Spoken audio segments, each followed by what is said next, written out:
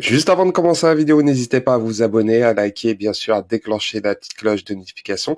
Vous pouvez me retrouver sur la plateforme Odyssée avec toutes mes vidéos et bien sûr gratuitement tout en cumulant du Libri sur la plateforme Odyssée. Allez, c'est parti. Hello la team, bienvenue sur ma chaîne, c'est 99 Crypto. Aujourd'hui, on va parler d'un sujet assez sérieux concernant Dogecoin et des dérivés qu'il y a eu concernant l'affaire Terra Luna de l'UST et bien sûr l'implication qu'il y a Three Arrows Capital, car Three Arrows Capital a joué un rôle très très important sur la chute des Terra Luna.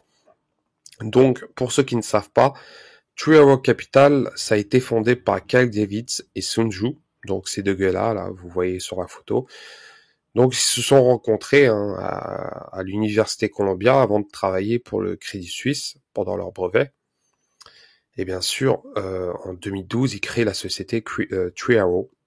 Et dans leurs premières années, la société Three Arrows se concentrait sur l'arbitrage de dérivés de change des marchés émergents. Et bien sûr, leur habitude, c'était de trouver des dérivés mal évalués sur les plateformes électroniques. Et bien sûr, ils conservaient, même si que les banques demandaient d'annuler ou de modifier les transactions, eux, ils les gardaient.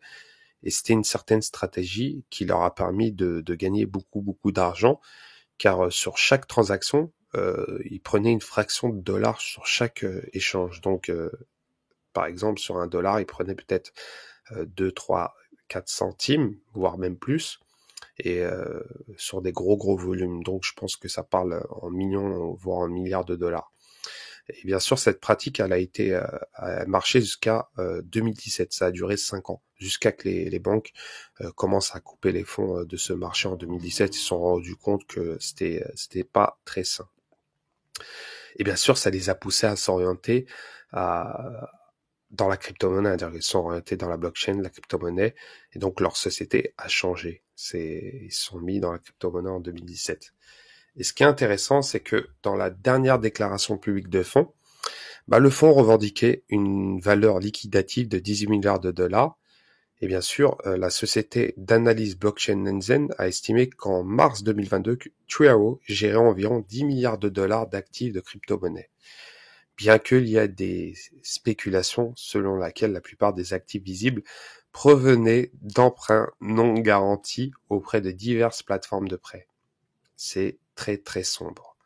Et bien sûr, les fondateurs, Kyle Davids et Sun Zhu, ont rassemblé un large public sur Twitter avec des sujets liés à la crypto-monnaie. C'est comme ça qu'ils se sont fait connaître.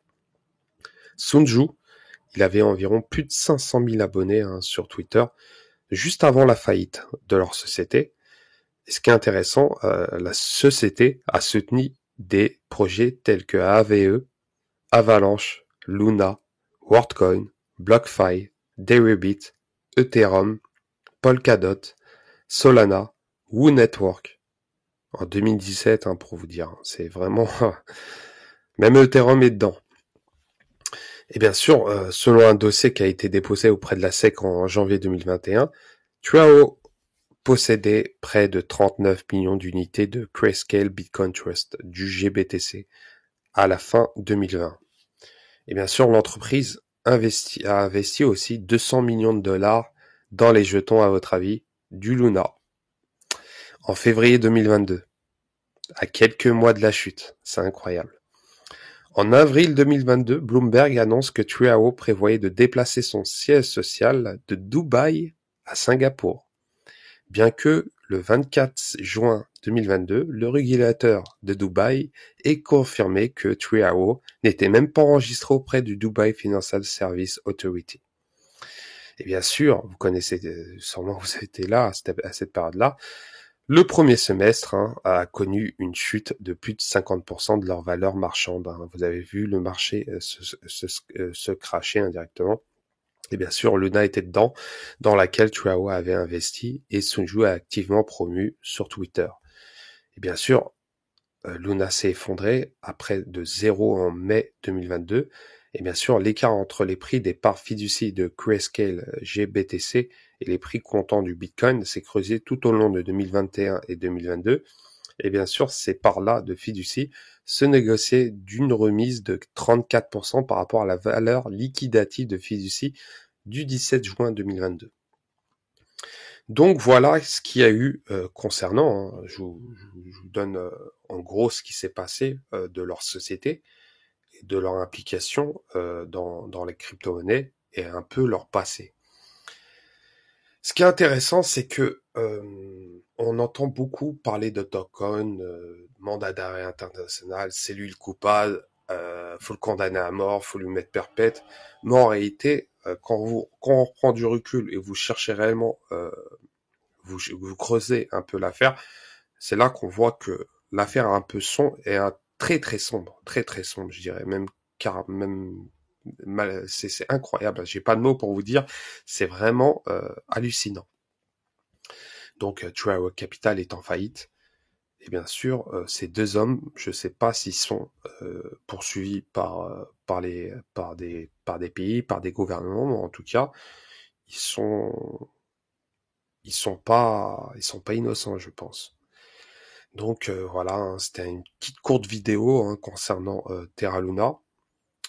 J'espère que vous prenez cette chose peut-être à la rigolade, au sérieux, mais pour vous montrer un peu que des fois les informations que vous lisez sur Internet sont un peu erronées, je dirais même faux. Donc, il faudra un peu chercher et creuser un peu certains sujets assez sérieux. Donc, c'est pour ça que moi, je prends un peu de recul concernant Dogecoin quand on l'accuse assez facilement.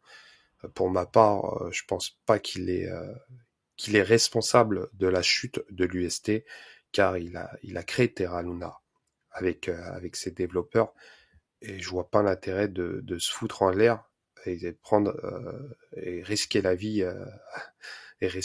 en prison, hein, parce qu'il risque la vie, il risque perpète hein, malheureusement, surtout en Corée du Sud, donc ça va être assez compliqué, mais en tout cas cette affaire-là, elle va être très très passionnante parce que je pense que le jour du jugement, là, ça va partir en freestyle. Donc voilà, c'était 99 Crypto. N'hésitez pas à vous abonner, à liker, bien sûr, à commenter concernant l'affaire Terra Luna. Et je vous souhaite une très bonne soirée. Ciao, ciao.